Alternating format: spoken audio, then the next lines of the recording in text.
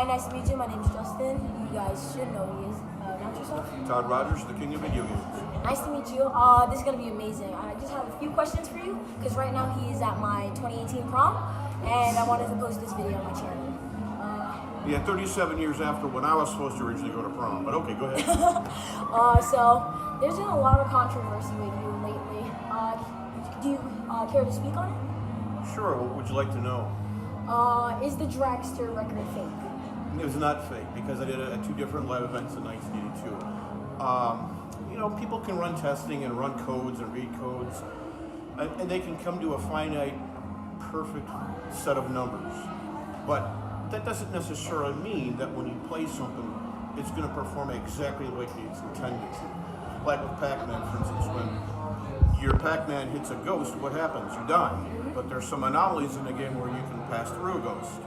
Dragster's probably much the same way. There's a 1 in a 16th chance that you'll have the perfect shift pattern when you play the game. Meaning, it's like throwing a beanbag on a tic-tac-toe board, spinning it. And that's the integral values that you'll get when you play Dragster. It's an incredibly easy game, and there's only 300 lines of code, like one of the analysts said on the YouTube. But play the game, and see how well you do. Just because someone says that a theoretical possible is the best doesn't necessarily mean that.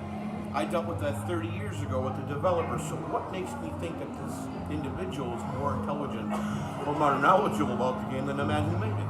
Yes, I understand what you're saying. Can you clarify how you got your record? I've seen in an interview. Okay, and there's a big discrepancy with a lot of the newer gamers that say, hey, where's this videotape? Where's this Polaroid? Polaroid was submitted in 1982. 1982, which is probably before the majority of them were born. A VCR back then costed over $1,000. So it wasn't really in a lot of households.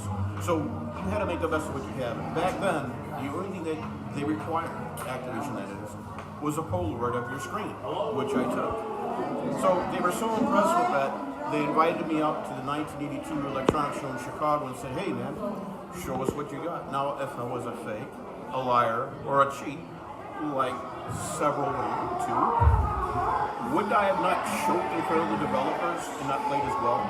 They were so impressed with my abilities in the games that I scored and played on that they hired me on. They could have hired anybody in the brochure that they thought was good, but they chose me. I like that. Good explanation. What do you want to say to Easy Escape, the man who exposed you? Because you said well, it was Easy Escape, and then there was Apollo Legend, and then there was Omni Gamer, and they have their own viewer, people who view their content. And when you hastily put something together, people want to, it's like saying, what's your name? Justin. Your name is Mark. What's your name? Justin. His name is Mark. Hey Mark, I'm Todd. Nice to meet you. After I keep saying enough, and I'll say it to this gentleman here with the camera, say his name is Mark. And you never heard his name is Justin, you're going to believe his name is Mark. Okay, this is the theory. You put enough information out there saying this, that, and the other, people start to believe it. Because there's no one to refute it. Just like with Apollo Legend saying that Ron Corcoran was my friend and a fellow referee and he lied for me, when I only met the guy twice in my life. I got another question about that. The referee, recently he was found to be in prison. Not recently, he was found to be in prison back in 2002. How do you feel about that? I think it's disgusting. None of us referees knew of his interactions back then. If we did, we wouldn't even associate with the guy. It's disgusting. And it wasn't just a minor, it was his daughter. Okay, to clarify things, and hey, that's a sick individual. Why would I associate myself with someone like that? What's that one guy's name again? Like King of Donkey Kong, egosexual. Billy Mitchell? Billy Mitchell. How do you feel about him? He's been in a lot of controversy too. It seems that a lot of older gentlemen who played when the games first came out have been in a lot of scandals recently. There is one way, and I say this to all of you and people, you want to see my gaming performance or see Billy Mitchell play, come to an event and watch us. Because he's good at what he does and I'm good at what I do. I don't see none of these people coming forward that make videos and say, hey, I want to challenge you at Cosmic Arc, or I want to challenge you at Super Pac-Man. They're staying in their comfort zone, and they want to complain about scores on games I played. Oh, he cheated, he glitched, he warped, he hacked, or whatever. But isn't the speedrun community doing the same thing? They cut out different screens and boards. They glitch through a wall to get to the end quicker. So how am I any different if I'm scabbing for points on a game like Golden Axe, or whatever Golden it was, and it was like 999 million? No, if the record is only 300,000 points, and I decide to stay in one place over and over again to perpetuate points, until someone puts a ruling and saying you can't do that, you're gonna do it. Mm-hmm. I understand. Let me see. How do you feel about the video? There's not much video evidence of you playing, but the video evidence that there is, no one has seen of you playing Dragster. None of that has seen the score that you say that you got legitimately. How do you feel about that? Like, there's a lot of recordings of you playing the game at a good level, better than most. Okay, and the thing is what they're omitting to say is that I have a camera behind me and it's reflecting off the screen, and you're trying to look at this tube and play at your top notch. If I'm showing you how to play a game and I'm demonstrating, am I really going to play at the 100% level? Am I really going to have 20 people behind me bugging the hell out of me trying to ask me questions while I'm playing at an expert level? No. I'm going to be isolated. I'm going to do my thing. I'm going to play not saying I don't want anybody to watch. I'm just saying there's a certain... But then you have to, are you in the Olympics asking people, javelin throwers or discus throwers, questions while they're practicing? No, you're not allowed. But to answer your question is I'm playing at a subpar level because I'm showing whoever's interviewing me how to play the game. Just the basic knowledge. One last question. Can you clarify for all the people watching, are you cheating? At what? At anything. At all your records that have recently been taken off of the leaderboards. Did you cheat in those? All I have to say is come watch me play and you make a decision. Have I cheated at anything? No, I haven't. I played my games like anyone else has. And different performances require different set of rulings. Some require live performance referees. Some require submitting your videotapes to referees. And what they were saying about Ron Corcoran, he submitted all. Intruder alert. Who has that for a ringtone? That's in the game Berserk. What I'm saying is, back to your question is, back then when you were submitting a score to a referee, if Ron Corcoran was the referee for the Atari 2600 platform or the C64, he was the only referee that verified it. It wasn't like I decided, I'll pick him and I won't pick the other guy. It wasn't like that. Every referee that was in power back then was responsible for a certain set of systems that they had to verify. What do you got to say to the people that think you cheated because you submitted your own records? Why did you do that? Why did you think that? I think they're ignorant to the fact of the set of information they're getting. The 50 scores or less that I put into the database, I was a referee. I didn't have to come forward, but there was a lot of referees that did underhanded things back then. I asked certain referees that verified my scores and said, hey man, it's over a year and a half now. I see you putting other scores in the database when mine predate them for a year. If you're too busy, can I input my own scores? And let me put it this way, Robert Merchak, if he saw anything out of context that I did not put in without his authorization, he would have called me to the department right away. It's just the kind of person he is. Now, if it was such an issue back then, why was I not barred or banned from Twin Galaxies almost 20 years ago? It was a non-issue until recently. So, let me see, I'm trying to word this properly. Can you clarify on some of the underhanded things that referees did back then, or are you not obliged? That's another segment in its own right, because there's so much things that happened that were minimal, that would really bore people, but then there are so many things that happened that you would be like, well, that ain't right. Like with me entering scores, I immediately went after that issue blew up in 2002. I suggested to the guy who made the architect of the program, I said, put a provision in there so none of the referees from that point on could enter their own scores, just to make a level playing field. And I realized the potential problem was doing, but other referees decided to create tracks and variations so they could pad their quantities. So how do you prevent that from happening? Like Smurf on the ColecoVision. There's only one Smurf game, but yet there's 12 different variations of the same game. It's not a different game, it's the same game. So that certain referee, decided to make 12 tracks of Smurf. It's not fair, but whatever. So, are you ever going to come back to gaming to the New World of Speedrun? Are you ever going to go to games? I still game. I got a gaming event in June up in Norfolk. I got one in Orlando, the Free Play, Florida.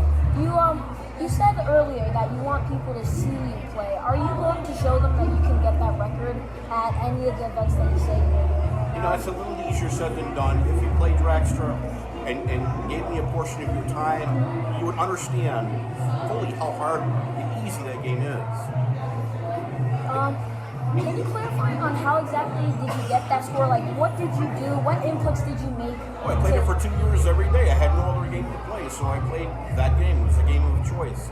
And every time I thought I was at my best, my peak, I decided to say, no, I think I can do better. I think I can do better. And every time I did better, I submitted another Polaroid, and Activision, verified it and do whatever the ruling that they did for the people that were submitting scores.